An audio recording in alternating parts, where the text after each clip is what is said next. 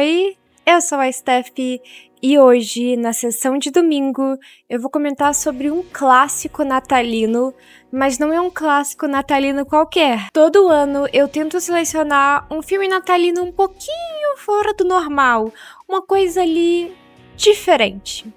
Nesse ano, eu vou comentar sobre um que é bem popular, é bem conhecido, mas por mais que esse filme seja um clássico muito conhecido, ele é, claro, um clássico para nós esquisitos. E é óbvio que eu tô falando do filme Edward Mãos de Tesoura, de 1990, um clássico gótico natalino extremamente essencial.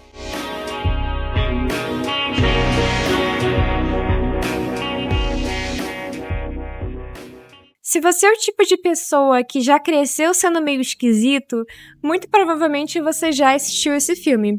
Ou se você for um pouquinho mais velho também, porque esse filme costumava passar muito na sessão da tarde. Eu acho que de vez em quando ele ainda passa, mas houveram alguns períodos em que ele passava bem mais. E esse filme, ele é muito interessante, porque ele conseguiu não ser só um filme de gente esquisita, mas um filme que muita gente cresceu assistindo, mesmo que não era desse meio alternativo. Os filmes do Tim Burton, principalmente esses mais do começo da carreira dele, eles são muito peculiares, mas é interessante como, mesmo sendo filmes muito esquisitos, eles se tornaram estranhamente muito populares e acessíveis aqui no Brasil. Eu acho que foi justamente por conta de passar na sessão da tarde, sabe, que acabou popularizando eles. Mas eu fico grata por isso, porque esse é um filme que toda vez que tá passando, eu muito provavelmente vou parar pra poder reassistir pela milésima vez, porque eu sou simplesmente apaixonada por ele.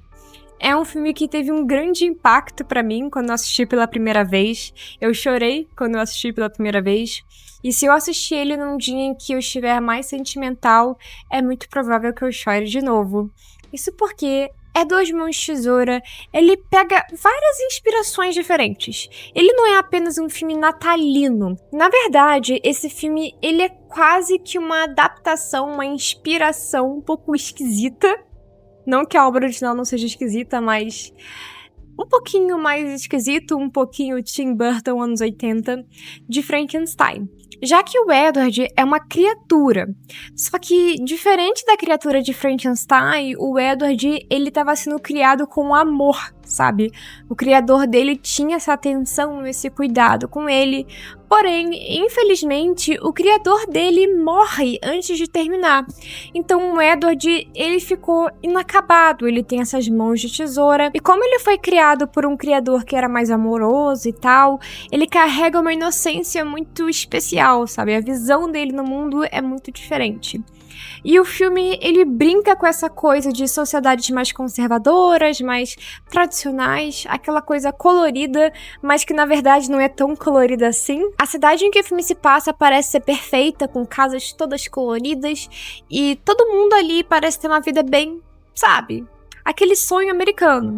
Só que a realidade é bem diferente, todo mundo ali tem um segredinho, todo mundo ali apronta alguma coisa. E o Edward, apesar de ser bastante amoroso, carinhoso e inocente, ele tem aquela aparência, né, super gótica ali. Ele tem aquele cabelo que parece um ninho de morcego, ele é cheio de remendo, ele é cheio de coisa. Então, ele choca essa sociedade que não estava pronta pra ele. E é isso que torna esse filme, na minha visão, um clássico gótico do cinema. Por quê? Primeiro, ele tem inspirações da literatura gótica mesmo, e tem essas inspirações da subcultura gótica, no visual do Edward e tudo mais. O cabelo dele, gente, não tem como negar que tem inspirações ali. E quando você olha pra ele, tipo assim, fala sério, é clara inspiração em visuais góticos mais anos 80. Lembrando que esse filme saiu em 1990, o que faz ainda mais sentido. E bem, falando um pouquinho sobre o elenco do filme, eu acho que todo mundo já sabe que quem protagoniza ele é o Johnny Depp, né? Quem que o Johnny Depp estava numa fase ali mais dark, digamos assim, em que ele estava interpretando vários personagens nesse estilo. O Johnny Depp da era Tim Burton, né? Que ficou bem pra trás, sinceramente. O Johnny Depp é um cara que, na minha visão, se perdeu muito, tanto na vida pessoal quanto nos papéis que ele interpreta, o que pra mim é uma pena, porque eu cresci assistindo muitos filmes com o Johnny Depp e eu gostava muito desses personagens esquisitos que ele interpretava, mas enfim, isso ficou meio que no passado. Mas tem uma outra pessoa no elenco desse filme que eu também gosto bastante, que é a Winona Ryder. Ela também foi, digamos assim, a cara de filmes dark nessa época. Inclusive, ela e o Johnny Depp chegaram a ter um relacionamento que foi muito intenso e polêmico na época, e que tem pessoas que romantizam hoje em dia, mas era um relacionamento um tanto problemático, e se vocês pesquisarem um pouco mais sobre isso, vocês vão entender. Mas no filme, eles formam ali um casal que é muito bonitinho, não tem como negar isso, sabe? Mas, por que eu digo pra vocês que a Winona, ela é um ícone de filmes dark dessa época? Primeiro, porque a Winona atuou como uma personagem que também é claramente gótica no filme Os Fantasmas Se Divertem, ou o nome original Beetlejuice, que é lá dos anos 80 mesmo. Não me lembro exatamente de que ano ele é agora, mas ele também é um clássico do Tim Burton e recentemente até ganhou uma continuação. Eu gravei sobre aqui no canal, caso vocês tenham curiosidade. Então, a Winona já estava sendo conhecida ali por esse papel, e alguns anos depois, ela também interpretou a personagem Mina na adaptação de Drácula lá dos anos 90, acho que é de 96 ou 94, não me lembro exatamente agora, que também é um clássico aí do cinema gótico e é um filme que eu adoro. Eu particularmente acho que a Winona combina muito nesses papéis, mesmo hoje em dia ela mais velha, eu ainda acho que ela combina demais, e eu adoraria ver ela em mais papéis assim. Atualmente, o mais próximo disso que ela fez foi Stranger Things, mas a personagem dela em Stranger Things não é uma personagem que tenha lá um visual gótico e coisa do tipo, né? Ela é bem mais normalzinha. Mas é um fato que a Winona combina muito para esse tipo de produção. E voltando ao Johnny Depp, um ponto que a gente não pode deixar de destacar, tipo, eu até já comentei um pouco sobre, mas é a caracterização toda dele. Ele nesse personagem é algo que dificilmente ele alcançou em outros papéis. Não sei descrever muito bem pra vocês. Porque, tipo assim, ele até interpretou outros personagens que tinham também essa pegada mais dark e tal, mas ele em Edward é uma coisa muito especial, sabe? É uma inocência muito única que esse personagem carrega. E as interações dele com a atriz Diane West, eu acho que assim se pronuncia, também completam muito bem o filme. Isso porque no começo do filme a personagem da Winona, ela é bem mais indiferente a ele. Já a personagem da Diane, ela é uma personagem que também é mais amorosa, que também tem essa curiosidade inocente. E eu acho engraçado que a personagem dela é uma vendedora de Avon.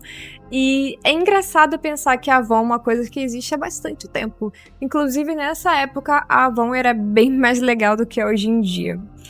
E bem, se você nunca assistiu esse filme, eu vou dar um resumo bem por cima dele agora, sem spoiler, tá?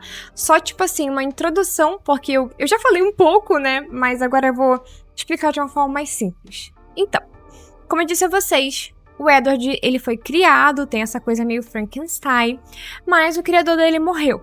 E ele fica lá abandonado num castelo que fica meio que em cima, assim, da cidade, ali assombrando a cidade. E o filme brinca também bastante com isso, que eu acho muito legal. E o visual do filme brinca muito com esse contraste. Tem uma cena que eu acho muito maneira, que é a cena que mostra meio que o reflexo, assim, do castelo lá, do escuro, contrastando com aquela cidade colorida. E aí, essa personagem da Diane, que eu disse pra vocês, ela é uma vendedora de Avon que vai lá. Cansada de bater na porta de todo mundo que ela já conhecia, ela resolve ir lá. E aí ela encontra ele, todo vulnerável e tal, ele era jovenzinho, e ela fica com pena, ela tem essa coisa muito maternal, e ela simplesmente traz ele pra casa pra poder cuidar dele. E aí a gente vai ver como ele vai interagir com essas pessoas, e ele tem meio que um talento por conta das tesouras, né? Assim, de cara isso assusta as pessoas, porque ele tem tesouras no lugar de mãos. Mas ele acaba descobrindo que isso pode ser algo positivo. Então ele faz esculturas, ele faz artes usando essas mãos de tesoura dele. É lógico que as coisas não vão ser tão simples, vão acontecer várias confusões. E o Natal está chegando. Só que essa cidade é uma cidade que não é tão natalina assim.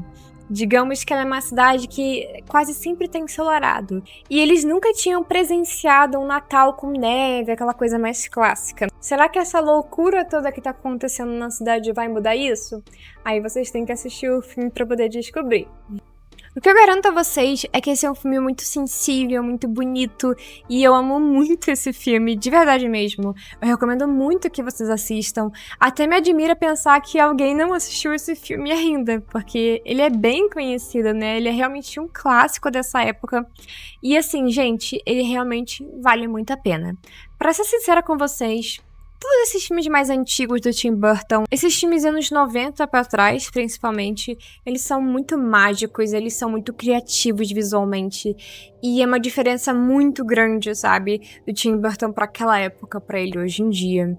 Eu acho que a série da Wandinha talvez tenha conseguido trazer um pouco do que o Tim Burton já foi, mas não tem como, sabe? O cinema dele dessa época é outra coisa. Porque os filmes dessa época dele brincam com animação, brincam muito mais com visual, tem muito mais efeito prático, os atores eram muito interessantes também. Então é muito difícil competir com o Tim Burton nessa época. Ele era uma pessoa muito mais artística, digamos assim, do que ele é hoje em dia.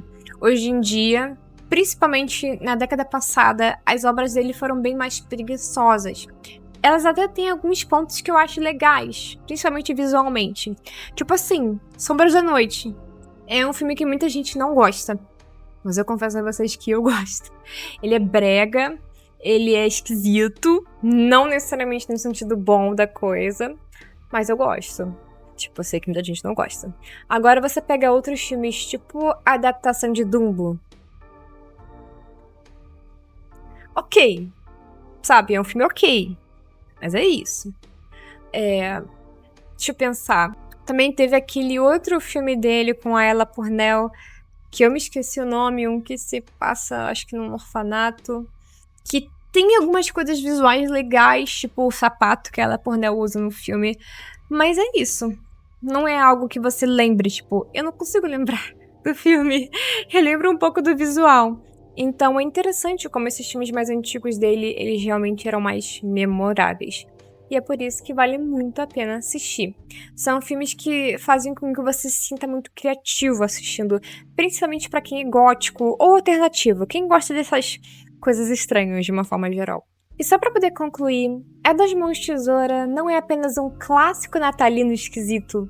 É um filme que também nos ensina muito sobre esse contraste social, sobre a maneira que as pessoas lidam com o que é diferente, e também sobre como, por mais que uma pessoa tenha uma aparência chocante ali, esquisita, isso não necessariamente reflete sobre quem ela é.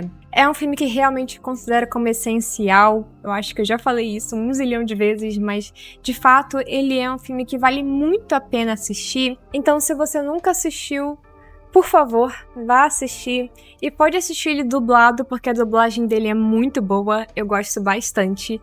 Eu gosto tanto da versão dublada dele que eu nunca assisti ele legendado e nem sei se eu tenho coragem de assistir ele legendado. Se eu não me engano, esse filme tá disponível no streaming da Disney. Se você for assinante, você pode assistir por lá. Mas não é um filme difícil de encontrar não, tá? Você encontra muito rápido, na verdade, pesquisando aí sobre ele. E é aquilo, é um filme que de vez em quando passa na TV, então fiquem atentos aí na sessão da tarde, porque talvez você pegue ele passando por lá, ok? E enfim, vocês já assistiram esse filme? O que vocês acham sobre ele? Eu amo esse filme, é um dos meus filmes favoritos e um filme que marcou muito pra mim, sabe? A minha pré-adolescência, então eu não poderia deixar de recomendar e falar sobre ele, porque ele é muito maravilhoso, é um filme realmente muito sensível, e eu amo os visuais dele também. Muito obrigada a todo mundo que assistiu esse vídeo, eu espero que vocês tenham gostado. Se vocês tiverem interesse, vocês podem se tornar membros aqui do canal, custa apenas R$ 1,99, é bem baratinho, e quem é membro pode participar de uma votação toda semana para poder me ajudar a escolher o filme que eu vou abordar. E se você não puder, não tem problema, eu fico feliz só de você estar assistindo. Ah, eu também tenho alguns outros trabalhos aqui na internet, eu sou ilustradora e também tenho um brechó. O link de todos esses meus trabalhos estão na descrição do vídeo, caso você tenha interesse, e eu agradeceria muito se você desse uma olhadinha. Mas se você não puder, de novo, não tem problema. E é isso, gente. Vejo vocês na próxima sessão de domingo.